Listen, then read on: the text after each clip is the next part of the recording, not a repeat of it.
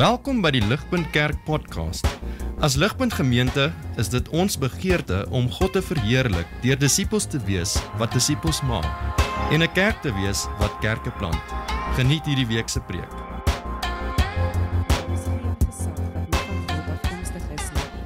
En die wat daar wel is deur God ingestel. Wie die gesag teenstaan, verset hulle dus teen die instelling van God, en diegene wat hulle verset, sal 'n oordeel oor hulle self bring. Die owerhede boesem immers nie vrees in as dit kom by goeie optrede nie, maar wel by slegte optrede. Wil jy sonder vrees vir die owerheid leef? Doen dan die goeie, en jy sal lof van die owerheid ontvang, want die owerheid is 'n dienaar van God, tot jou beswil. Maar as jy die kwade doen, moet jy bang wees. Die owerheid dra nie verniet die swaard nie. Hy is immers 'n dienaar van God, aangestel om die kwaaddoener te straf. Dit is dus noodsaaklik om onderdanig te wees, nie net uit vrees vir die straf nie, maar ook ter wille van jou gewete. Daarom betaal julle ook belastings, want hulle is dienaars van God wat hulle juis hiermee bemoei. Betaal aan almal wat hulle toekom, belasting aan wie belasting, tolgeld aan wie tolgeld, ontzag aan wie ontzag, eer aan wie eer toekom. Goeiemôre vriende, baie welkom hier so by ons. Welkom as jy terug is van 'n vakansie af of dalk nie weggekom het nie. En welkom ook as jy by ons kuier vanoggend en baie welkom as jy die koue trotseer het om hier so by ons te wees. Ek het myself lekker warm gesing, maar ek het met my hande in my sakke gesing vanoggend. Julle, my naam is Dewald, vir die van julle wat my dalk nie ken nie. En ek het die moeilike voorreg gekry vanoggend om te praat oor gehoorsaamheid aan die regering. So sterk aan ons almal. En my kollegas benei my glad nie hierdie voorreg nie. Maar vriende, dit genoem, jy weet, ons wil nie God se woord minag nie. Die Here praat met ons hier in Romeine 13 oor gehoorsaamheid aan die regering. Daar is gebid en gelees vir ons. So ek gaan ons na hierdie teks toe bring, maar voor ons begin net om weer te herhaal wat Johan genoem het, ons maak klaar met ons reeks vanoggend burgerskap. En in hierdie reeks wil ons kyk hoe ons as burgers van die koninkryk van Jesus, as ons osself burgers van die koninkryk van Jesus ag, hoe ons behoort te lewe in Suid-Afrika vandag. En die reeks behoort hierso bo op die skerm te wys. Ons het omtrent elke woord wat met 'n G begin in die woordeboek op hierdie reeks. En ons gaan vanoggend met ons laaste ene, ek sien hy wys nou nie daarso nie, maar ons gaan vanoggend ons laaste ene doen, gehoorsaamheid aan die regering. En so julle, ek wil ons na hierdie teks toe bring. Deur ligweg te raak aan die spanning wat ons voel, soos wat ons dink oor gehoorsaamheid aan die regering. En ek praat nou maar hier as 'n wit Suid-Afrikaner en soort van die agtergrond waaruit ek kom. Daar's natuurlik baie stemme in ons land wat inslag kan gee en praat oor hulle ervaring van die land. Maar ek het so ruk terug ou programme uit die 80's gekyk, wat op die internet beskikbaar is, wat gaan oor die destydse grensoorlog. En in hierdie ou programme was daar onderhoude met ouers wat hulle kinders in die oorlog verloor het. En een so ouer paartjie het albei hulle seuns, jy weet, hulle enigste 2 seuns verloor. So hulle was kinderloos gewees. Maar wat my getref het was, jy weet, hoe dankbaar en hoe trots hulle op hulle seuns, sowel as die land waarvoor hulle gesterf het was. En daai toon is iets wat nie vir my opvallend is vandag, soos 'n ou kyk na mense se opinies oor die land nie. Jy weet dat die destydse regering so iets in mense kon inspireer, is vir my moeilik om te kop vandag. Nou, dat dit so iets onder mense moes inspireer, is natuurlik 'n ander vraag. Maar een ding voel vir my minstens redelik seker. Ek dink nie ons regering sal vandag mense maklik inspireer. Jy weet, om hulle lewens of die lewens van hulle kinders af te staan nie. In 'n potgooi gesprek tussen die ekonoom Dawie Rood en een of ander prominente prokureur in Suid-Afrika, en ek vergeet nou sy naam, het hierdie prokureur genoem, is maar tong en kies, dat hy lekker lewe in Suid-Afrika, want jy kan amper doen net wat jy wil en wegkom daarmee.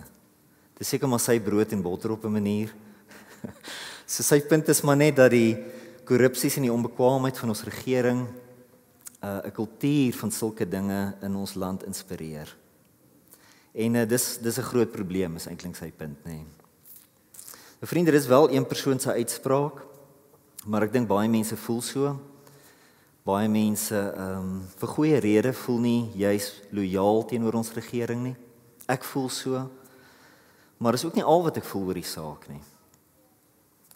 Ek weet nie, jy weet eerlikwaar wat ek als voel oor die saak nie. Dis kompleks vir my ook.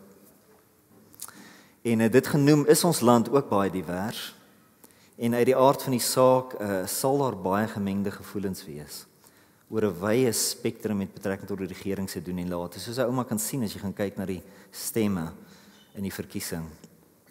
Die vraag wat ek vanoggend moet vra, is wat ons houding teenoor ons regering behoort te wees as ons onsself as burgers van Jesus se koninkryk ag. So dis uit so perspektief uit wat Romeine 13 met ons wil praat. En so die eerste ding wat ons kan sê, is dat die Christense houding teenoor die regering nie met die regering begin nie. Ons het baie gesing hieroor vanoggend. Dit begin met God wat regeer oor die regering, en dis ons eerste punt vanoggend. God regeer die regering. Romeine 13 vers 1 begin met hierdie gedagte. Dit sê, laat elke mens onderdanig wees aan die gesaghebbers wat oor hom gestel is. Want daar is geen gesag wat nie van God afkomstig is nie. En die wat daar wel is deur God ingestel. So die gedagte hier is eenvoudig. Dis dat elke regering deur God ingestel en regeer word. Nou dadelik skep dit moeilike vrae vir ons. Want die regering waarna Paulus hier verwys, of direk hierna verwys, is die Romeinse regering. Dit het hom in die tronk gegooi, dit het hom gegeesel, dit het hom onder huisarrest geplaas, dit het die ander apostels van Jesus gemartel, dit het vele Christene vervolg, en dit het gehelp om vir Jesus te kruisig. En Paulus het nie vergeet van hierdie dinge nie. Maar Paulus leer dat hierdie Romeinse regering, wat sulke dinge doen, deur God ingestel is en deur God regeer word. So, die mense het dit nie maklik gehoor in Paulus se tyd nie. En ek dink nie ons hoor dit maklik vandag nie, maar dit is wat hy sê. En nie net die Romeinse regering nie, maar elke regering, ook ons eie, word deur God ingestel en word deur God regeer. Dit is wat Paulus ons leer. Aan die een kant gee dit 'n mens tog hoop, want dit beteken geen regering het finale gesag oor ons of oor ons kinders nie. Regerings kom en gaan en ons eie lewens kan getuig hiervan. Ek onthou as kind hoe die NP en die KP gestoei het om te regeer asof vir die eindstryd was. Hitler wou vir 1000 jaar 'n vlag plant, 20 jaar later was die vlag kaf. Stalin het misluk met iets soortgelyks. 1989 was 'n groot jaar, ons het Pink Floyd The Wall gesit en kyk terwyl die Berlynse muur afgebreek is. Ek het onlangs geluister na die avonture van Xenophon. Hy, vrek interessante ou. Hy was 'n Griekse Indiana Jones wat boeke geskryf het oor sy Indiana Jones avonture. Hy het in 401 BC saam met 10.000 ander Griekse huursoldate in een of ander burgeroorlog betrokke geraak, saam met koning Kores van Persië. En toe koning Kores gewond is, toe moes Xenophon en sy 10.000 kamerade weghardloop teen die Tigrisrivier af. En in hulle vlugtog kom hulle toe op 'n verlate stad af. En hy skryf oor al hierdie goed. Die verlate stad was vol wilde diere en bendes, en dit het mure gehad 30 meter hoog en 15 meter breed, wat vir kilometers nog om die stad gestaan en verbrokkel het. Hulle het dit nie geweet nie, maar hulle het Nineve herontdek. 'n Stad wat toe alreeds meer as 1000 jaar oud was en vir meer as 200 jaar al verlate gestaan het. Hulle het in hierdie stad ou geskrifte op tablette wat rondgelê het in hulle sakke gedruk en verder gevlug vir die vyand wat op hulle hakke was. En later is daardie tablette ontsyfer. Een was 'n kosresep van 'n ou tannie wat presies klink soos 'n kosresep by die kook en geniet uit. vleis wat getenderize word, timmie wat bygesit word en so aan en so aan. Een was 'n brief gewees van 'n skoolkind wat vir sy ma geskryf het oor sy maatjies wat beter skoene as hy dra. So niks het verander nie, behalwe vir selfone. Maar vriende, dan was daar ook tablette gewees van regeringsamptenare en hoor of dit bekend klink. Op hierdie tablette spog hulle oor hulle blywende bewind, oor hulle oorwinning oor die oppositie en hulle planne om te bly regeer met die belastinggelde van hulle mense, wat natuurlik gaan verhoog. Mense soos die ou tannie wat die resep geskryf het en die ma wie se kind so gekla het oor sy skoene. Ninive klink soos Pretoria, klink soos Suid-Afrika. Die punt wat ek wil maak kom uit in 'n ander gedeelte van die Bybel, Job 12 vers 23, alhoewel daar's baie plekke in die Bybel waar hierdie gedagte voorkom. Job 12:23 leer, daar leer God dat hy nasies aansien gee, tot niet maak, laat uitbrei, laat wegvoer, waar die leiers van volke hulle verstand gee en dit weer wegneem sodat hulle rondsteier soos dronkes sonder paaie. So aan die een kant moet die Christen weet dat die regering wat God vandag ingestel het om te regeer, nie die finale gesag is waar God sy mense oorgee nie. Dis nie 'n finale oorgee wat God doen nie. God vertrou sy mense toe aan die blywende gesag van koning Jesus, nê, wat vir ewig oor die aarde en oor ons lewens sal regeer. Dis die blywende mag oor ons lewens. Die koninkryk van Jesus, en dis Romeine 12, ons gaan nie daarna kyk vanoggend nie, maar die koninkryk van Jesus is gegrond in sy barmhartigheid vir ons. Hy het die waardigheid van sy, en hierdie is die evangelie, hy het die waardigheid van sy volmaakte ewige lewe as die koningskind van God, vir elkeen wat aan hom glo gegee, en daardeur het hy ons koninklik gemaak. Hy het dit vir ons gegee deur sy dood in die kruis, en ons geloof daarin. En vriende, dit is ons burgerskap. Dit is ons standvastige burgerskap. Dit is ons eerste burgerskap. Ons is waardige, ewige koningsburgers van God se koninkryk deur die dood van Jesus. En ons geloof in hom. En saam met dit het hy ook al ons skuld en al ons onwaardigheid en al ons gebrokenheid sy eie gemaak teen die kruis. Hy het daarvoor betaal en hy het daarmee afgereken en hy het daaroor triomfeer in sy opstanding uit die dood. En nou staan sy troon oor alles wat stikkend is in ons lewens, met die belofte dat hy volkome gaan genees en volkome gaan red. Dit is, vriende, ons burgerskap. So ek herinner ons aan daai baie bekende troos van Romeine 8, ons is nou in Romeine, en in Romeine 8 praat Paulus hiervan voor hy kom na Romeine 13 toe. Baie bekende woorde, maar ek gaan dit weer vir ons herhaal, 37 tot 39, daai vers in Romeine 8, dit sê, maar in dit alles, selfs die dinge waaroor Romeine 13 praat, in dit alles, is ons selfs meer as oorwinnaars deur hom, wat sy liefde aan ons bewys het. Dan sê hy, ek is immers daarvan oortuig, dat nog dood, nog lewe, nog engele, nog magte, nog teenwoordige, nog toekomstige gebeure, nog kragte, nog hoogte, nog diepte, nog enigiets anders in die skepping ons sal skei van die liefde van God in Christus Jesus, ons Here. Vriende, dis ons burgerskap. Dis wie ons is. Die kerk is 'n gemeenskap wat deur geloof aan hierdie koninkryk van Jesus behoort. En die kerk is waar ons mekaar met hierdie anker in die ewige lewe, met hierdie hoop in die ewige lewe, met die waardigheid van Jesus, ons beklee mekaar daarmee, ons hanteer mekaar daardeur, ons dien mekaar op grond van dit, ons staan mekaar by, ons verdra mekaar en ons help mekaar. Ons is as ware 'n nasie. Die kerk is geen wêreldse regering nie. Die kerk is 'n hemelse gemeenskap wat getuig van Jesus se ewige koninkryk wat alle wêreldse regerings oorleef. So die kerk staan al vir 2000 jaar lank. En wat se regering kan daarop roem? Noem een. Dit het die Romeinse regering oorleef en talle na dit.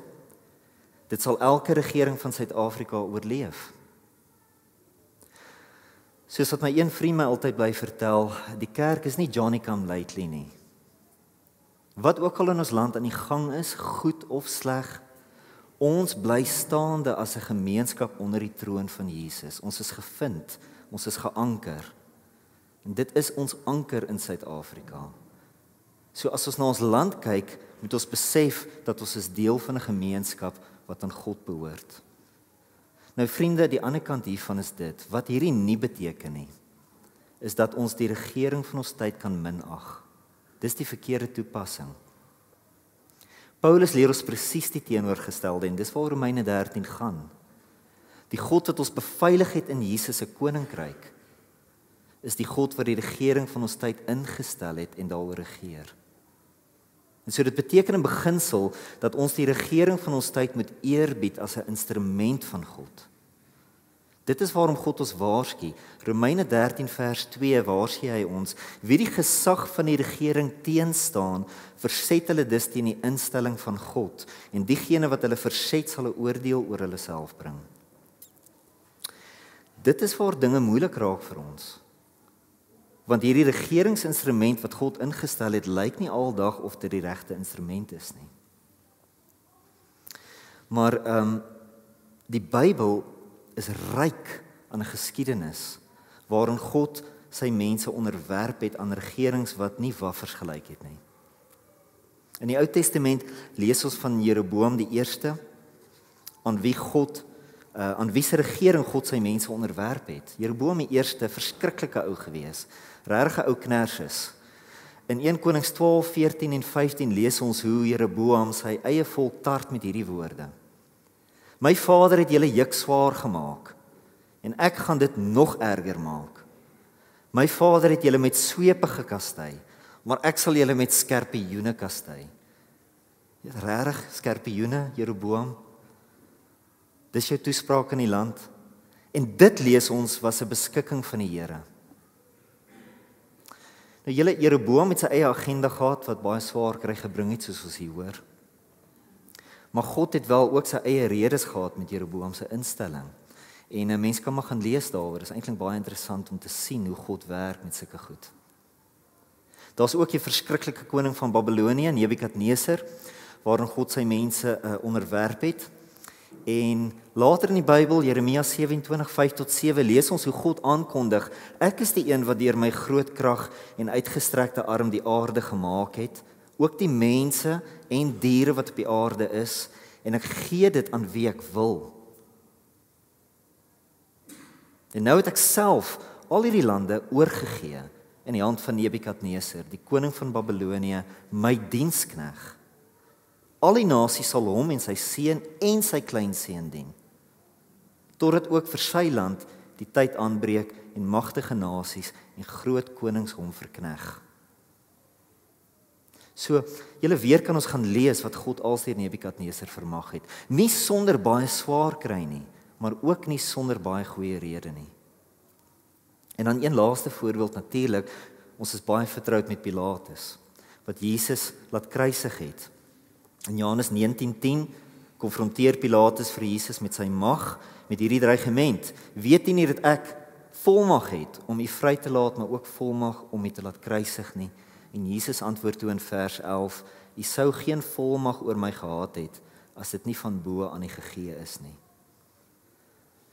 So vriende, weer kan ons gaan lees hoe God se hand gewerk het. En vandag pluk ons eintlik nog die vrug daarvan.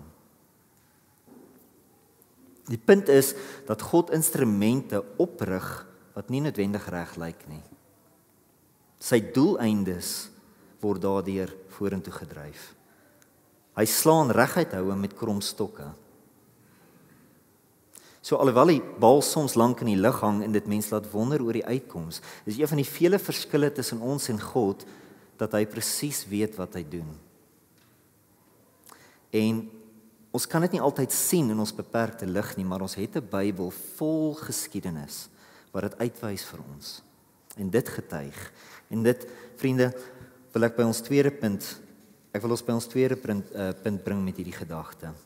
God het sy doel met die regering. God het sy doel met die regering.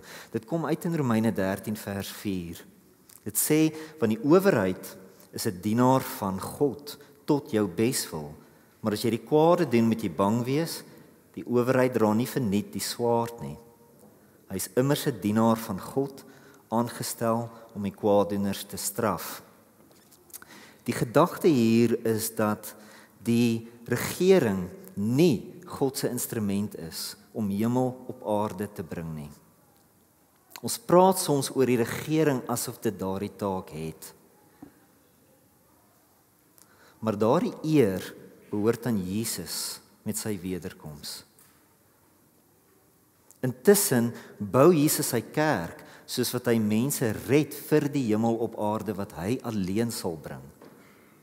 En met dit aan die gang, met hierdie groot ding waarmee God besig is deur Jesus, is die regering God se instrument om chaos te bekamp. En hierin sien ons God se genade vir 'n bose wêreld. Hy gee nie die mensdom heeltemal oor aan homself nie, maar hy bekamp die mense boosheid, juis sodat mense gered kan word voor Jesus weer kom om die aarde te oordeel en die hemel op die aarde te bring. So ek wil so 'n bietjie meer agtergrond hier gee. In die tyd voor Noag se vloed het die wêreld in totale boosheid verval. En God het deur die oordeel van die vloed 'n nuwe wêreld gebring. Maar die boosheid van die mens het wel saam met Noag hierdie nuwe wêreld ingekom. En van daar af het God regerings ingestel om die boosheid van die mens te bekamp, terwyl hy onderlangs sy plan uitgevoer het om Jesus te bring. Met die koms van Jesus, die eerste koms van Jesus, word regering steeds deur God ingestel om boosheid en chaos te bekamp, terwyl en sodat Jesus sy kerk kan bou. Dit is wel sodat daar in die tyd tussen Noag se vloed en voor die eerste koms van Jesus voorbeelde van plekke was uit die Ou Testament wat verval het in totale chaos en boosheid. Plekke soos Sodom en Gomora wat vandag nog beroemd is, wat totaal en al vervalle geraak het, oorgegee aan hulle self deur God, met mense wat heeltemal wetteloos geword het. En hierdie plekke is uiteindelik vernietig deur God as tekens van sy oordeel. Maar hierdie plekke julle dien ook as tekens vir ons, prentjies van iets waaroor die Nuwe Testament ons waarsku. So in die Nuwe Testament word ons gewaarsku oor die wettelose mens wat kom, the man of lawlessness wat kom, maar wat nog onderdruk word, sodat die wêreld nie in totale chaos en boosheid verval nie. Wat hierdie wettelose mens onderdruk, is waarskynlik regerings. Wat wel nie hemel op aarde bring nie, maar tog 'n mate van wet en orde bring teen die chaos, waarin die mensdom homself sal vernietig in sy boosheid. Die Bybel flatter nie ons oor ons boosheid nie, en dit praat van die regerings in daai kategorieë. Die Nuwe Testament waarsku dat die tyd sal kom wanneer God sy hand gaan lig en die wêreld oorgee aan die wettelose mens voor sy finale oordeel, soos met Sodom en Gomora. Maar daardie tyd sal ook kort geknip word met die wederkoms van Jesus ter wille van sy kerk. En so die Romeinse regering van Paulus se tyd, soos ons eie regering vandag, is intussen 'n instrument van God, 'n wêreldse instrument van God, wat tog 'n mate van wet en orde bring, sodat ons nie heeltemal oorgegee is aan chaos en boosheid en wetteloosheid nie. Maar dit is nie die instrument wat hemel op aarde gaan bring nie. Ons moet nie naïef wees daaroor nie. So in Monty Python se film The Life of Brian, probeer Reg, een van die karakters, 'n klomp mense opstook teen die Romeinse regering, en dis in Judea, so hy het 'n groot gehoor voor hom. In sy poging tot dit vra hy die mense, wat het die Romeinse regering al vir ons gedoen? Mense begin dan huiwerig hande opsteek en dinge noem, en dan word Reg geïrriteerd en hy sê, all right, but apart from sanitation and medicine and education and irrigation and public health and roads and a freshwater system and baths and public order. What have the Romans done for us? Nou vriende, ek weet, ons regering doen nie heiliglik so goed op hierdie fronte nie. Die gevolge rook al lekker pyp op ons elkeen se stoep. Maar ons moet dit nie uit die oog verloor, dat ons nie in totale chaos lewe nie.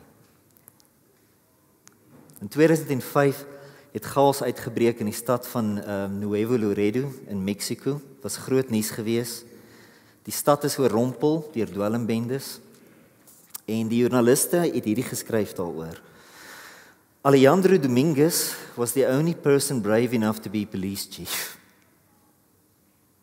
Hours after he took office, assailants riddled his body with dozens of bullets in the city, racked by a turf battle between Mexico's two main drug gangs.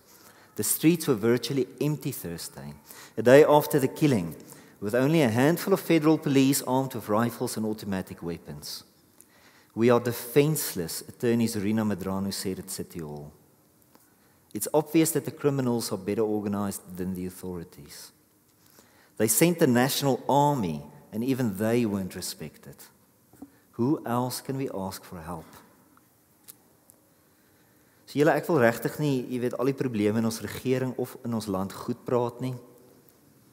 Ons almal voel dit, elkeen van ons kan iets daarvan vertel, het waarskynlik 'n storie om te deel. En ek sien ook geen maklike pad vorentoe nie. Ons het werklike probleme. Maar ek dink dit is ook belangrik om te noem dat ons nie in Nuevo Laredo, Mexico woon nie. Ek dank God daarvoor, want hy gee ons nie heeltemal oor aan ons eie booshede nie. En hierin alleen sien ons die hand van God oor ons land. Daar's 'n algemene genade. En julle, daarom het ons regering meer as net ons minagting nodig, want God se hand is oor dit. En dit is Paulus se punt. Dit bring ons hier by die laaste ding wat hy ons leer vanoggend. Ons gehoorsaam die regering. Romeine 13:1 beveel ons, laat elke mens onderdanig wees aan die gesaghebbers wat oor hom aangestel is. Met ander woorde, gehoorsaam die regering. Dis die taak van die regering om wet en orde te bring. Maar soos die prokureur vir Dawie Rood vertel het, ons land is vol mense wat wet en orde minag. Ons moet nie sulke mense wees nie, is die punt. Wet en orde is in ons almal se beswil, soos wat vers 4 daar in Romeine 13 ons leer. En ons moet mense wees wat dit inspireer in ons land, deur ons eie optrede. Ons moet self die voorbeeld wees. En dit behels die volgende paar dinge, daar's 'n paar dinge wat hier uitkom in Romeine 13. Die eerste van daardie dinge is Romeine 13 vers 3. Dit sê, doen die goeie. Doen die goeie. So ek lees vir ons vers 3. Die owerhede boesem immers nie vrees in as dit kom by goeie optrede nie, maar wel by slegte optrede. Wil jy sonder vrees vir die owerheid leef? Doen dan die goeie en jy sal lof van die owerheid ontvang. So julle, die voor die hand liggende ding wat hier genoem word, is dat ons nie die landswette moet oortree nie. Moenie besig wees met dinge wat afbreek doen aan publieke wet en orde, en wat jou dalk in die moeilikheid gaan kry by die regering nie. Moenie God se instrument so minag nie. Want God mag dalk, en hier is die waarskuwing ook daar, God mag dalk daardie instrument teen jou rig. Ek het so 'n paar weke terug 'n 35-jarige man ontmoet, wat 'n 8 jaar vonnis uitdien, omdat hy bedrog gepleeg het. Hy het gedink hy gaan wegkom, maar hy het nie. Hy's 8 jaar lank in die tronk vir bedrog. Vir die Christen gaan hierdie saak natuurlik dieper julle. Vir die Christen behels die doen van die goeie gehoorsaamheid aan Jesus, wat ons 'n hemelse goedheid leer. So die kerk bring 'n hemelse goedheid na Suid-Afrika toe, deur gehoorsaamheid aan Jesus, die koning van die hemel. Ons is burgers van sy koninkryk in Suid-Afrika.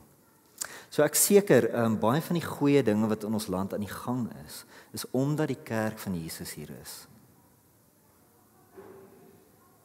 Maar ons land is ook in 'n baie vervalle toestand.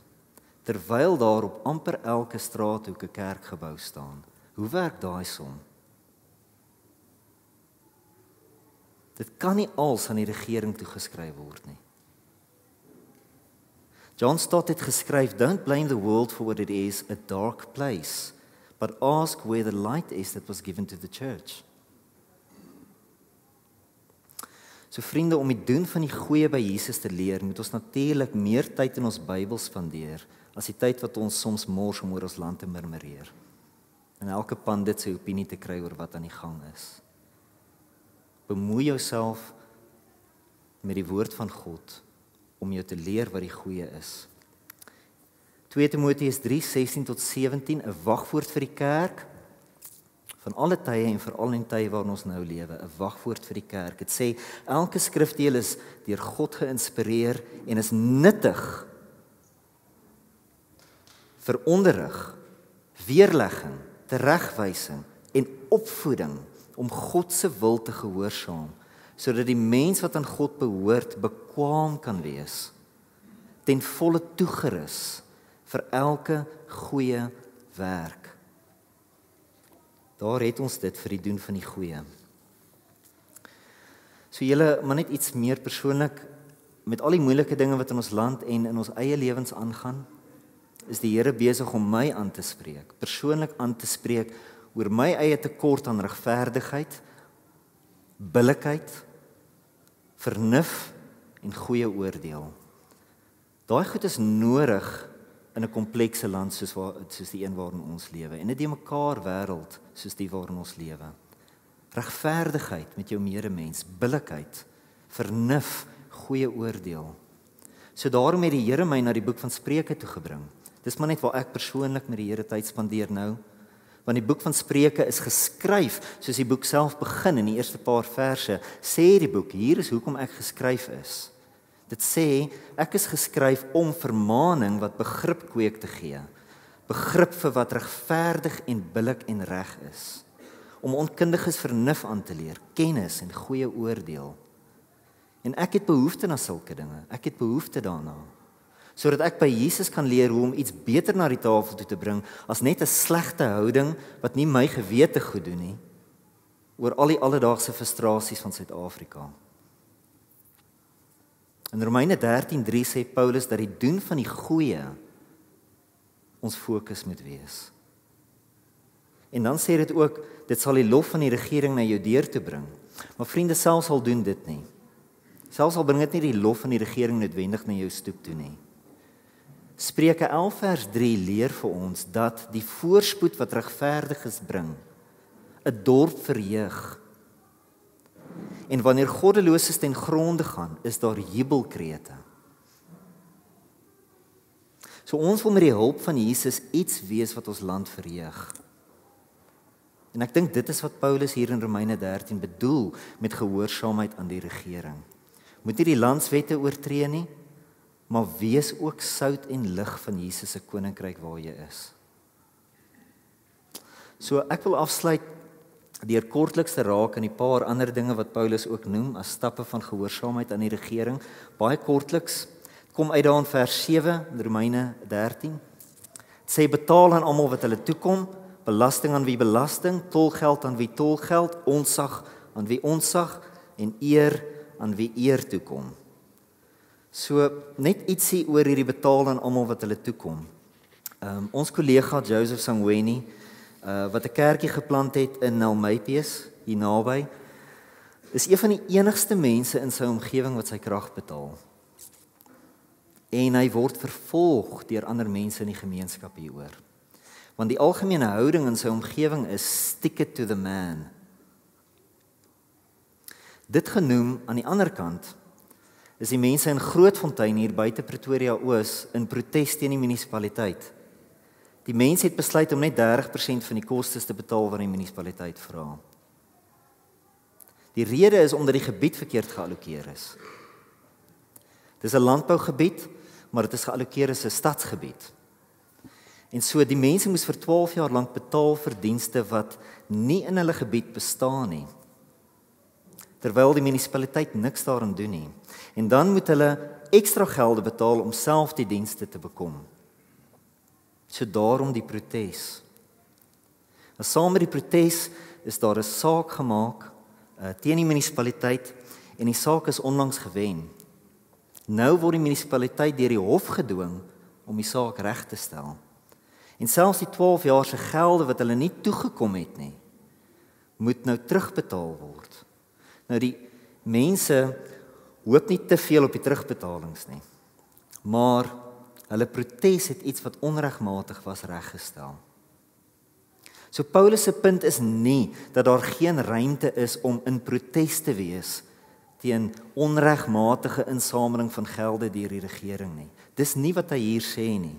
Sy punt is dat ons nie opgesweep moet word deur 'n stick it to the man houding nie.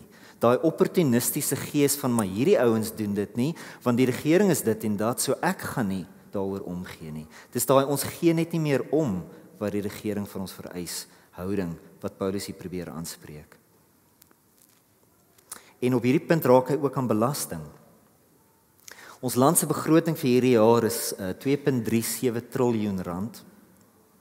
1.8 triljoen rand van hierdie begroting kom uit belastinggelde. Omtrent ons hele begroting vir die bestuur van Suid-Afrika kom uit belastinggelde. Dis 'n baie belangrike ding. En volgens die hoof van SARS, ou Edward Kieswetter, is daar meer as 300 biljoen rand se belastinggelde uitstaande. Dis 'n paar sente in die spaarblikkie daarin. My vriende, dis 'n moeilike ding om aan te spreek. Wat 'n taak mag het jy nodig om so iets aan te spreek? En dit werk natuurlik teen ons almal in. Ek weet dat Paulus met niemand van ons hier vanoggend praat oor hierdie saak nie. En SARS koop ons beslis nie om met die belastingseisoen wat om die draai is om hierdie goed te sê nie. Wat die tolgelde aanbetref, weet ek wel dat Paulus nie van die oorpadse tolgelde van Suid-Afrika praat nie. Enige ou wat daai gelde kan betaal het waarskynlik een of ander onetiese bron van inkomste. Ons noem dit die government overreach tolprojek. Vriende, ek los die saak daar met die tolgelde. Die laaste ding wat Paulus hier noem is ontzag en eer vir ons land se leiers. So, ek het net 'n kort storie om te deel op dit en dan moet ek afsluit, anders gaan julle my onteer vir 'n preek wat te lank raak. So ruk terug het ek saam met Tannie Ellen van Stad Mission Kerk hier na die sentrale tronke in Pretoria gegaan. Sy disipel 'n groep gevangenes daar. En soos wat ons met die manne gesels het een van hulle gedeel dat hy besig is om sy saak hersien te kry, want hy is onskuldig. So die hersien van sy saak moet egter op 'n minister se lesenaar beland. En dit het my net weer laat besef, julle, wat 'n groot verantwoordelikheid ons ministers het. Want iewers in 'n tronk in ons stad sit daar 'n man wat jare se onreg kan verduur as hy onskuldig is en as die minister wat sy saak moet hersien nie genoeg erns maak daarmee nie. So ons moet hierdie godgegewe ampe in ons land respekteer. En ons moet vir of selfs teen die mense bid wat daardie ampe goed probeer betree of ooglopig sleg doen daarmee. Hulle het werklike werk om te doen vir ons almal se beswil. En hulle staan voor ons Here daarmee. En so vriende, ek wil afsluit met 'n boodskap wat Joseph my gestuur het hierdie week omtrent sy situasie in Elmapes. Ek hoop julle kan dit goed hoor, luister maar fyn, want dit het deur die WhatsApps gekom. Die rede wat ek dit vir ons wil speel en afsluit daarmee is omdat ek dink hy 'n voorbeeld vir ons is van die dinge wat Paulus hier leer in Romeine 13. So ek gaan dit vir ons speel, dan gaan ek namens ons kerk vir Joseph bid, dat die Here met hom sal wees, en dan gaan ek bid vir ons, en dan gaan ons bid vir ons land se regering. So Pieter, as ons hom kan speel.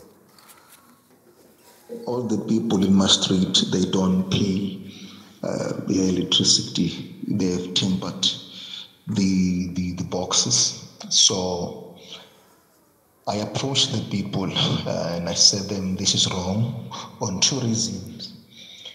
We are all required by the government to pay our electricity, so that they may keep on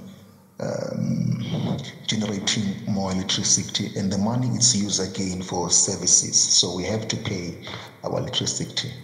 And secondly, the country has an energy crisis. So if we do not pay our electricity, we are not helping the country to go forward. So I raised those matters to them.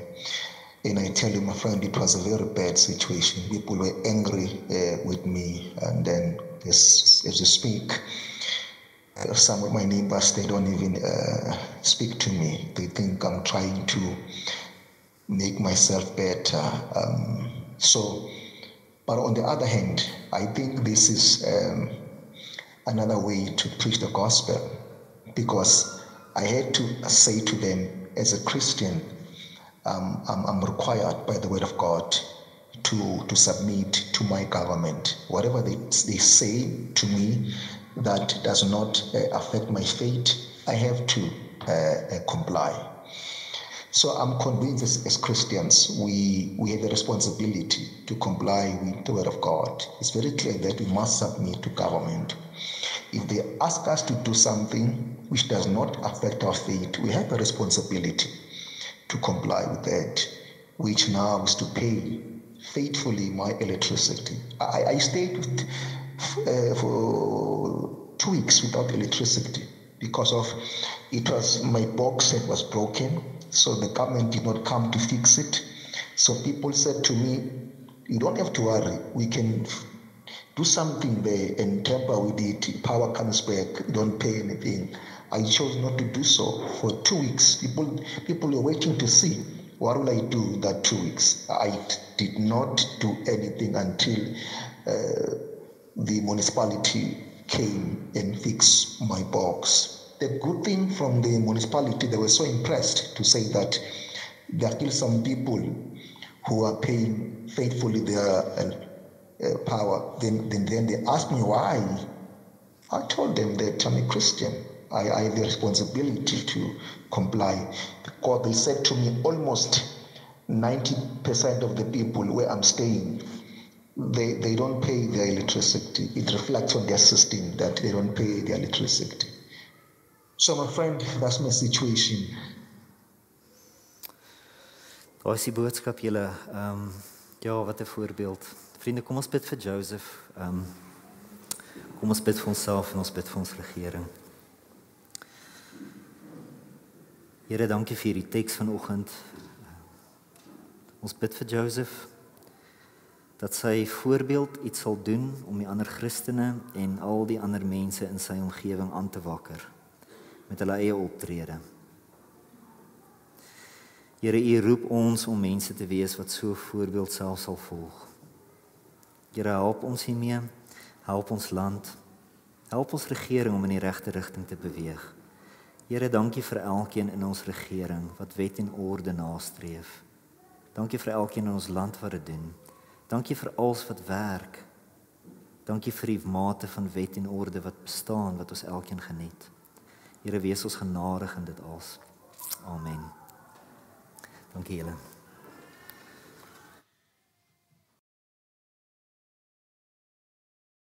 Vir meer inligting oor Ligpunt Kerk, besoek gerus ons webwerf op www.ligpunt.com of kontak ons gerus by info@ligpunt.com.